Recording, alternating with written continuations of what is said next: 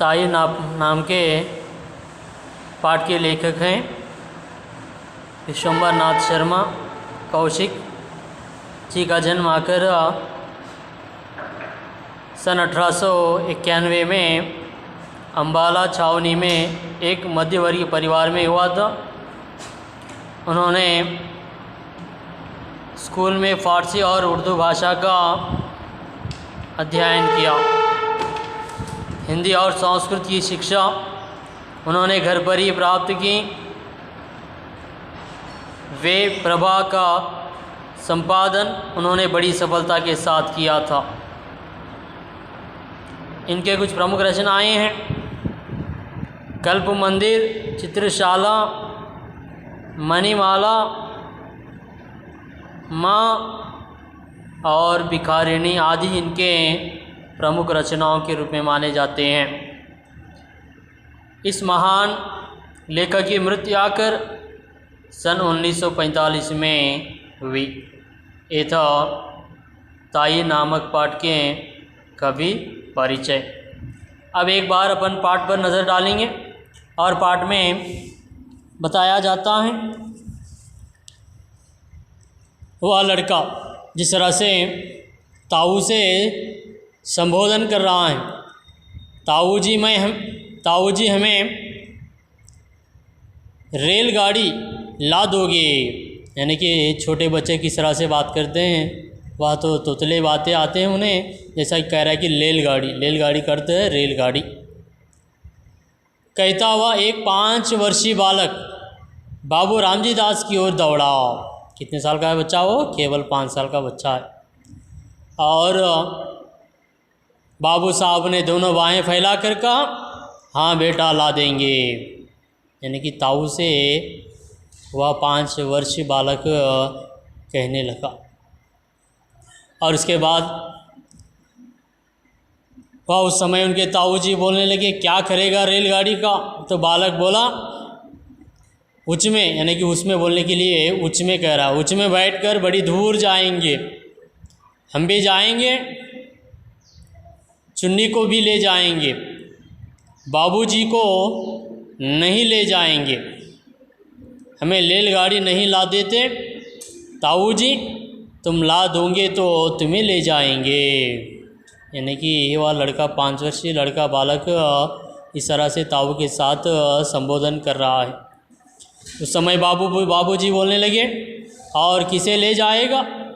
तो बालक कुछ देर सोचकर बोला, बस, यानी कि बस, औल का माने और किसी को नहीं ले जाएंगे। पास ही बाबू की रामजी दास की अर्धांगिनी बैठी थी।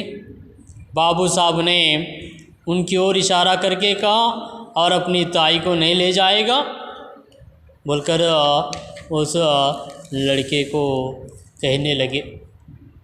बालक कुछ देर तक अपनी ताई की ओर देखता रहा।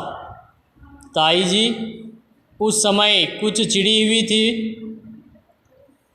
और बालक को उनके मुख के यह भाव अच्छे नहीं लगे। इसके कारण वह बोला, ताई को नहीं ले जाएंगे। यानी कि उस रेलगाड़ी में ताई को नहीं ले जाएंगे बोलकर ताऊ को कहने लगा उस 5 वर्षीय बालक। तो उस समय ताई सुपारी काटते हुए बोली, अपने ताऊ को ही ले जाओ, मेरे ऊपर दया रख बोलकर वह कहने लगी। उस तरह से वह ताऊ और उस लड़के के बीच में बातचीत जारी रही। और कुछ देर बाद बाबू साहब ने रामेश्वरी की बात पर ध्यान नहीं दिया। बच्चे को उनकी गोद में बिठाने की चेष्टा करते हुए बोले, प्यार नहीं करोगी तो रेल में नहीं बिठाएगा, क्यों रे मनोहर। उसके बाद आपस में बातचीत होने के बाद कुछ देर के बाद उस लड़के को लेके जाकर ताई की गोद में बिठाकर कहने लगे, प्यार कर, अगर से नहीं करे तो तुम्हें रेलगाड़ी में नहीं लेके जाएगा बोलकर, क्या रे मनोहर बोलकर कहने लगे। यानी कि उस लड़के का नाम है मनोहर। मनोहर ने ताऊ की बात का उत्तर नहीं दिया। उधर ताई ने मनोहर को धकेल दिया मनोहर नीचे गिर पड़ा। शरीर में चोट नहीं लगी, मन में लगी है। बालक रो पड़ा। इस तरह से उस बालक को ढकेल देने से वह बालक रो पड़ा क्योंकि उसके मन में चोट लगी थी। बाबू साहब ने बालक को गोद में उठा लिया, चूम चूम कर चुप किया और उसे कुछ पैसे तथा रेलगाड़ी देने का वचन देकर छोड़ दिया। बालक मनोहर भावपूर्ण दृष्टि से अपने ताई की ओर देखने लगा। उस स्थान से चला गया और उसके बाद मनोहर के चले जाने पर बाबू रामजी दास रामेश्वरी से बोले, तुम्हारा यह कैसा व्यवहार है? बच्चे को ढकेल दिया, जब उसे चोट लग जाती तो बोलकर रामजी दास कहने लगे।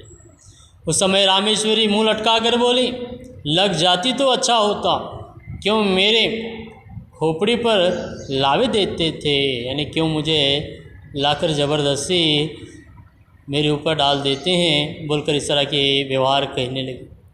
आप ही तो उसे मेरे ऊपर डालते थे और अब आप ही ऐसी बातें करते हैं। बाबू साहब गुस्से में बोले, इसी को खोपड़ी पर लादना कहते हैं क्या रामेश्वरी? और नहीं किसे कहते हैं?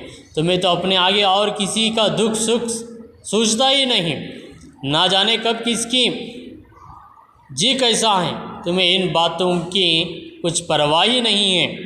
अपने चूहल से काम है, बोलकर रामजी दास की पत्नी कहने लगी। उस समय बाबू बच्चे की प्यारी प्यारी बातें सुनकर तो चाहे जैसा ही हो प्रसन्न हो जाता है, मगर तुम्हारा हृदय ना जाने किस धातु से बना है, बोलकर बाबू रामजी दास कहते हैं। उस समय रामेश्वरी, तुम्हारा हो जाता होगा प्रसन्न तुम्हारा मन, और होने को होता भी है, मगर वैसा बच्चा भी हो तो पराया धन से कहीं घर भरता है क्या, बोलकर वह कहने लगी। यानी कि अपने देवर के बच्चे को पराया धन बोलकर रामेश्वरी कहने लगी। बाबू साहब कुछ देर चुप रहकर बोले, यदि अपना सगा भतीजा भी पराया धन कहा जा सकता है तो फिर मैं नहीं समझता कि अपना धन किसे कहेंगे, बोलकर वह बाबूजी कहने लगे। इस तरह से आपस में दोनों के बीच में बातचीत होती है। इस तरह से बातचीत होने के बाद श्रीमती जी कुछ रुआसे स्वर में बोली, लेकिन रोते हुए स्वर में बोली, इसी विश्वास ने तो सब चौपट कर रखा है।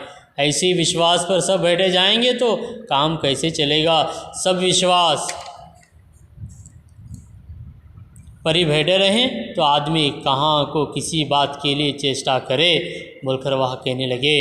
बाबू साहब ने सोचा कि मूर्ख स्त्री के मुँह लगना ठीक नहीं है, अतएव वहाँ स्त्री की बात का कुछ उत्तर ना देकर वहाँ से टल गए।